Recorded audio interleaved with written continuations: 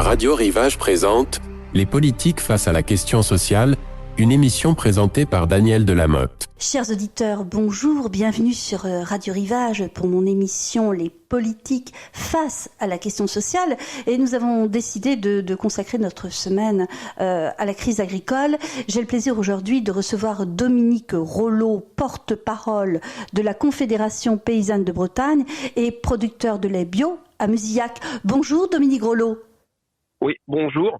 Alors, pour première précision, je ne suis plus porte-parole de la Confédération paysanne de Bretagne. Désolé. Alors, redites-nous votre titre pour nos auditeurs, Monsieur Rolot. Alors, je suis au comité régional de la région Bretagne. Je ne suis plus le porte-parole. D'accord, vous êtes au comité régional. D'accord. Merci de cette précision. Alors, Dominique Rolot, j'ai interviewé Joël Labbé hier, ex-sénateur du Morbihan, sur la crise du monde agricole.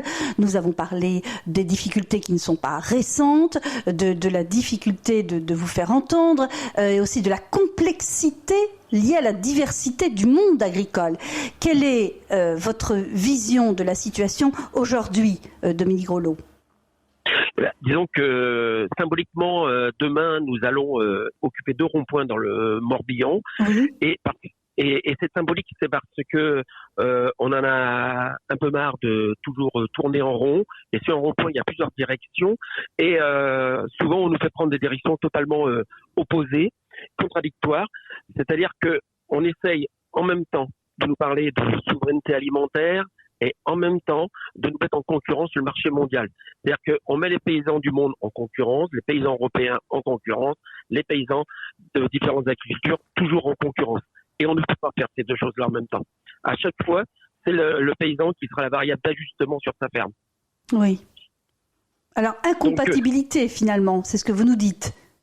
Tout à fait. Et à chaque fois, et à chaque crise, et pour ça qu'on continue cette fois-ci encore, c'est qu'on essaye de mettre des rustines sur des problèmes. C'est les annonces qu'a fait Gabriel Attal l'autre jour. Nous, ce que l'on souhaiterait, c'est qu'effectivement, nous, on veut aller sur la souveraineté alimentaire, c'est-à-dire que l'on arrête d'importer des produits qui ne sont pas dans les normes françaises, que ce soit d'un point de vue sanitaire, environnement, etc., au lieu d'aller dans l'autre sens. C'est-à-dire qu'on ne peut pas dire à des agriculteurs de produire de la qualité et en même temps de les envoyer sur le marché mondial. Et de mal les payer, et de mal les payer également. Et de mal les payer. Alors, ça, et de mal les payer, en plus, quand je dis le paysan est toujours la variable d'ajustement, c'est-à-dire que on le voit bien avec l'inflation, il y a une grosse pression de la grande distribution, une grosse pression de l'agroalimentaire, et la variable d'ajustement, c'est le paysan. Et à chaque fois, on dit aux paysans, quand le prix baisse, eh bien, le meilleur moyen que vous avez, c'est d'augmenter votre production. Et c'est ce qu'on a vu depuis ces dernières années, depuis des décennies, c'est qu'à chaque fois, on augmente la production. Et aujourd'hui, effectivement, on a des paysans et des paysannes qui sont tous dans leur ferme à faire des heures pas possibles, parce que il faut produire plus, mais pas pour gagner plus, voire même pour gagner moins. Et ça, c'est pas ça qu'on veut. On veut un revenu de qualité, des prix qui soient bien payés et qui rémunèrent les paysannes et les paysans dans leur ferme, tout en respectant les normes environnementales, parce que sans la biodiversité, on n'avancera pas, et qui prennent en compte la montagne qu'on a devant nous, c'est-à-dire le dérèglement climatique. Donc on peut tout mener de front. Et au lieu d'additionner nos forces, on les met en opposition. Et c'est pour ça qu'on se dit on va aller sur un rond-point pour pouvoir échanger avec les gens, pour montrer que nous, on veut arrêter de tourner en rond, qu'on veut que les choses se mettent à plat, et qu'enfin, on essaye de trouver des issues pour rémunérer les paysans et les paysannes dans leurs fermes, de continuer à avoir des produits de qualité et aussi de prendre en compte les difficultés avec le climat de demain. Alors, beaucoup d'enjeux, j'ai envie de dire aussi beaucoup de bon sens, et pour autant, vous n'êtes pas forcément très entendu ni bien accompagné par les politiques. Disons que à chaque fois, je crois quand même que la volonté, c'est ce que je disais tout à l'heure, où il faut à un moment donné choisir, c'est que la volonté, c'est comme si l'agriculture française, on lui demande de faire de la qualité pour nourrir les Français, et en même temps, sur les mêmes produits, je ne parle pas sur les produits haut de gamme, sur les mêmes produits, le lait par exemple, ou les céréales, de les amener sur le marché mondial, sur les coûts qui sont sur le marché mondial, qui n'ont pas les mêmes normes que l'on a chez nous. Et ça, on ne peut pas faire les deux. On ne peut pas faire les deux en même temps. Alors, Il faut choisir. Oui, il faut choisir. Alors, vous êtes au contact des citoyens, des habitants. Quels sont les retours que vous avez des personnes que vous croisez? Là, vous allez en croiser demain, au rond-point. Alors, dans les citoyens, on croise des gens qui comme nous veulent des produits de qualité, Oui. veulent bien manger. Ils savent que l'agriculture, elle est nécessaire pour bien nourrir les gens, mais aussi pour la santé, pour Bien l'entretien sûr. des paysages. Effectivement, les gens. Mais par contre, les gens subissent aussi, parce que ça, c'est l'effet, le double effet de l'inflation et des conséquences de la grande distribution et de l'agroalimentaire, c'est que nous, on est la variable d'ajustement à la production, mais comment dirais-je, le citoyen, c'est lui qui paye à l'arrivée les augmentations des produits alimentaires. Et on le voit, par exemple, dans la crise des produits bio. C'est-à-dire que les gens, les prix ont augmenté, les gens se sont détournés vers des produits, vers des prix bas de gamme. C'est pas que les gens veulent aller vers là, c'est que le porte-monnaie les oblige à aller vers là. Donc il faudrait remettre à plat cette agriculture et en même temps, remettre à plat aussi ce rapport des forces. Il faut quand même savoir que l'agriculture a cette faculté de vendre au-dessous de son prix de revient. Et ça, c'est inacceptable. On ne peut pas être la variable d'ajustement à chaque fois. D'accord. Alors, une bonne nourriture pour une meilleure santé, et puis aussi permettre aux habitants d'acheter du local en vantant le circuit court et en permettant aussi peut-être de distinguer les achats dans un supermarché pour les vêtements, le high-tech, et puis la nourriture, ce n'est pas la même chose, c'est pas la même démarche. Alors oui, effectivement. Après, il y a aussi une évolution de la société, une évolution des mentalités, que peut-être qu'il faut ramener l'essentiel de nos achats, et dans l'essentiel de nos achats, c'est une alimentation de qualité pour que les citoyens, effectivement, se tournent vers ces choix. Mais il y a aussi, je le redis, c'est que l'inflation fait que les gens n'ont pas toujours le choix de l'alimentation qu'ils veulent. Parce qu'il y a aussi d'autres priorités dans la famille. Il faut payer le logement. Bien sûr. Mais on voit beaucoup de paysans, d'agriculteurs faire des ventes à la ferme, se déplacer dans les marchés. Vous voyez, notre studio est à Arzon, dans le Morbihan également. Et nous voyons aussi beaucoup de produits de saison qui ne sont pas forcément, même pas plus chers que des produits qu'on peut acheter en supermarché. Est-ce qu'il n'y a pas aussi un travail pédagogique à faire dès le départ auprès des enfants et des parents? Qu'en pensez-vous, Dominique Grelot? Oui, certainement, il y a du travail de pédagogie à faire, de se dire que peut-être prendre du temps pour aller faire ses courses sur le marché, mais ce sont du travail de longue haleine. Mais on est en devoir quand même de retrouver, quels que soient les lieux de commercialisation, de trouver des produits de qualité, de saison. Mais je comprends. Moi, la culture que je fais, c'est une évidence. Il y a certainement de la pédagogie à refaire là-dessus, mais effectivement, on ne peut. Il faut se poser la question de savoir si ce qu'on trouve sur les étals de marché, c'est parce que c'est le consommateur qui le veut, ou est-ce que c'est les transformateurs qui veulent mettre des produits de toute saison à n'importe quelle saison sur les étals. Et je ne parle pas des marchés locaux, bien sûr, mais je parle dans la grande distribution. D'accord. Alors, le Premier ministre, vendredi dernier, a fait des propositions. Quelle a été votre réaction quand vous avez entendu Gabriel Attal dire que, par exemple, la France sans l'agriculture, c'est plus la France? Disons que quand il dit que l'agriculture est au-dessus de tout, je voudrais bien savoir ce que ça veut dire au-dessus de tout, parce que nous, ce qu'on demande, on veut faire des produits de qualité, certes, on veut être aussi payé. C'est pas un sacerdoce. Et puis au-dessus de tout, ça veut dire que moi, je me considère pas faire un boulot qui est au-dessus de tout. Je pense que les infirmières, les professeurs et tous les métiers, plein de métiers, ils sont au-dessus de tout. Ils sont essentiels pour la vie de chacun. Nous, on veut juste être rémunérés de notre travail tel qu'on le fait. On veut juste aussi prendre des vacances, avoir du temps libre, comme tout le monde. Et je pense que c'est possible. C'est possible. Si on est rémunéré à la hauteur de ce que l'on fait. Alors, ce qui frappe, c'est la grande dignité des agriculteurs, des paysans et paysannes qu'on entend dans différentes interviews, également dans les reportages. Et on parle aussi de la grande douleur du taux de suicide parmi les agriculteurs. Oui, et ça, c'est la conséquence de ce que je vous disais tout à l'heure. Quand on veut mettre les paysans en concurrence, et quand on leur dit pour produire à ce prix, c'est-à-dire pour baisser encore vos coûts de production, il faut produire plus. C'est-à-dire pour rembourser vos emprunts quand le prix du lait baisse, on vous dit c'est simple, mettez 10 vaches de plus, vous allez et pour faire plus de volume et équilibrer. La conséquence, comme je disais tout à l'heure, c'est faire des heures supplémentaires. Donc faire des heures supplémentaires pour le paysan quand on fait déjà 70 ou 80, effectivement, au bout d'un moment, ça craque. Et qui faire des heures, qui être isolé sur sa ferme. Donc c'est la spirale infernale. C'est la spirale infernale. Et ça, effectivement, ça explique les suicides, la pression financière, l'isolement sur sa ferme.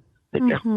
Alors, accompagnement, soutien, ça c'est très important pour la vie des agriculteurs, et puis aussi votre attachement profond bien sûr à la nature et au fait que vous vous occupez de vos bêtes auxquelles vous vous attachez, qui sont des êtres vivants, et que ce lien c'est très important et que ce n'est pas, ça se règle pas à coup de mesures administratives. C'est clair. C'est clair, on ne change pas comme ça sur notre ferme. On vit avec du vivant, on vit avec le climat, on vit avec les saisons, et effectivement, on fait pas une production, on fait une production qui est très dépendante du climat. Ça, c'est vrai que on ne change pas notre façon de produire comme ça du jour au lendemain. Mais par contre, les politiques agricoles, ce qu'on leur demande par rapport aux défis climatiques, par exemple, c'est de mettre de l'argent sur la table qui permettent d'orienter tranquillement, doucement, la réorientation nécessaire de nos systèmes, mieux adaptés au climat de demain. Alors, toutes ces par exemple, moi j'ai un système qui est très herbagé, c'est-à-dire que mes vaches sont nourries qu'avec de l'herbe, et ça fait 6 mois qu'on se bagarre avec l'État, qui ne veut pas honorer financièrement un contrat qu'on a signé avec lui, qui ce sont des mesures environnementales et climatiques, parce que ça a un effet positif sur les fermes à moyen terme. Il y a 4000 paysans en Bretagne qui sont partis vers ces systèmes-là, c'est quand même pas négligeable. Et l'État nous a dit dernièrement, vous êtes trop nombreux, donc on va se partager le gâteau. Alors, c'est pas comme ça qu'on encourage les gens à changer de système. Et mettre de l'argent sur la table, c'est un bon moyen qu'aurait l'État pour réorienter nos façons de produire. Oui, alors beaucoup d'enjeux. Vous parliez aussi dans la presse il y a quelques mois du chiffre qui baisse au niveau du nombre d'agriculteurs en France, et que transmettre son exploitation, c'est pas simple, et que les difficultés actuelles découragent, c'est peut-être le plus grand des gâchis, les jeunes vocations. Alors c'est sûr qu'il ne faut pas encourager, mais j'ai envie de dire que moi, ça fait 30 ans que je suis installé, ça fait 30 ans qu'on dit la même chose, que ça a toujours été... comme je disais tout à l'heure, le travailler plus, ça a toujours été la variable d'ajustement. La conséquence, c'est que ça a été un encouragement effréné à l'agrandissement des fermes. Donc, effectivement, plus on agrandit les fermes, moins il y a de place pour ceux qui voudraient arriver. Et aujourd'hui, des fermes très agrandies, la pression du travail, des prix qui ne sont pas rémunérés, oui, il faut reconnaître que c'est courageux pour avoir envie d'y aller.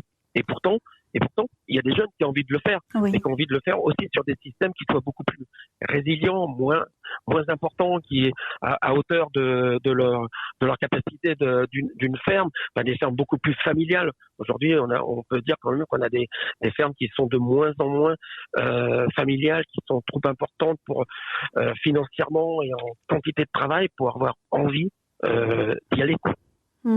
D'accord, oui, donc beaucoup d'enjeux et puis de conséquences. Alors là, on assiste donc à les agriculteurs donc se réunissent. Il y a une marche vers Paris, vers entre guillemets un blocage de la ville de Paris, notamment à Rungis pour les produits frais. Que pensez-vous de cette action nationale, Dominique Rolot ?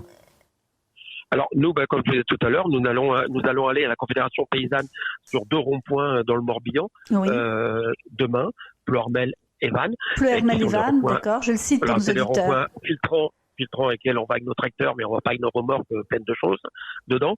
On va juste avec nos tracteurs et nous, paysans et paysannes, pour pouvoir discuter avec la population, montrer notre façon de voir, parce que je vous le dis, sur le rond-point, à un moment donné, il va falloir arrêter d'avoir des agricultures qui soient contradictoires et prendre une agriculture, faire ce que l'on dit la souveraineté alimentaire, mais la souveraineté alimentaire, de la vraie souveraineté alimentaire ici, qui permette aux paysans ici de vivre et d'arrêter de nous mettre en concurrence entre paysans au niveau français, au niveau européen et au niveau mondial, et puis d'arrêter, d'encourager une agriculture qui va avec les enjeux climatiques de demain. C'est clair. Oui, alors. Donc, oui. nous, monter à Paris pour bloquer Paris, non, on n'a pas moi, j'ai pas le temps et les moyens de le faire. Alors, action locale, comme vous venez de nous l'expliquer, aussi action nationale, tout ça dans un même objectif, sauver le monde agricole, et puis avoir des réponses claires et précises du gouvernement pour, en fait, remettre toutes remettre des cartes sur la table, c'est-à-dire prendre des décisions pérennes qui manquent. Oui, voilà, tout à fait. Et encourage une agriculture qui permette de rémunérer les paysans avec les enjeux climatiques de demain.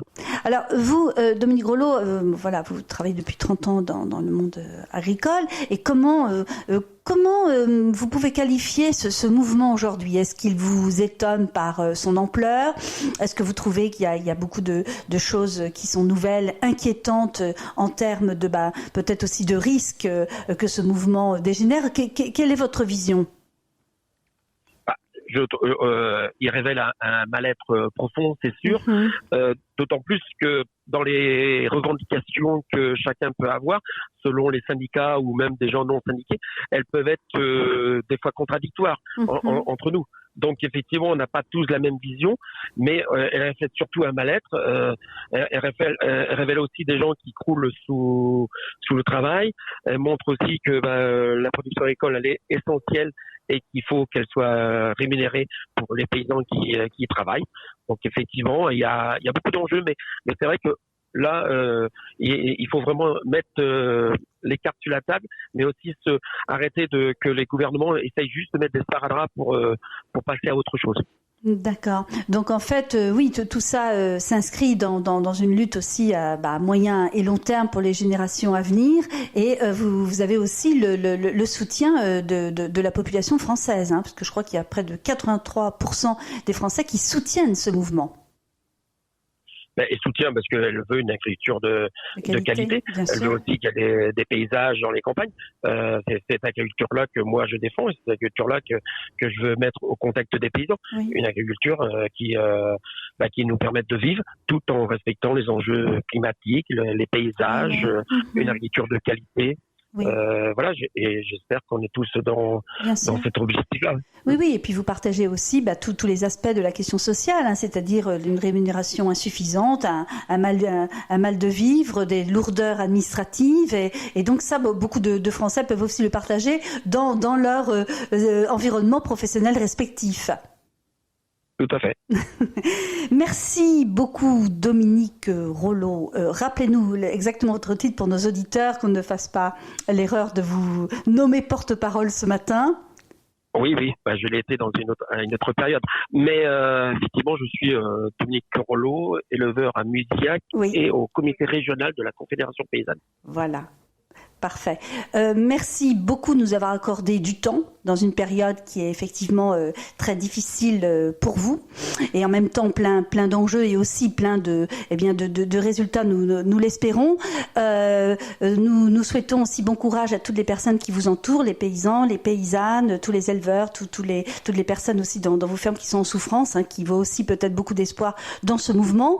Pour l'interview, je remercie Marie-Noël qui m'a aidé à préparer cette interview. Je remercie Bertrand pour le son, la technique, le montage, qui m'assiste à chaque émission. Votre interview sera diffusée donc sur Radio Rivage pour l'émission Les politiques face à la question sociale, et nous avons décidé à Radio Rivage de consacrer notre semaine sociale à la crise du monde agricole et donner la parole aux agriculteurs, paysans, paysannes, comme vous venez de le faire, Dominique Grelot. Merci. C'était sur Radio Rivage, les politiques face à la question sociale, une émission animée par Daniel Delamotte.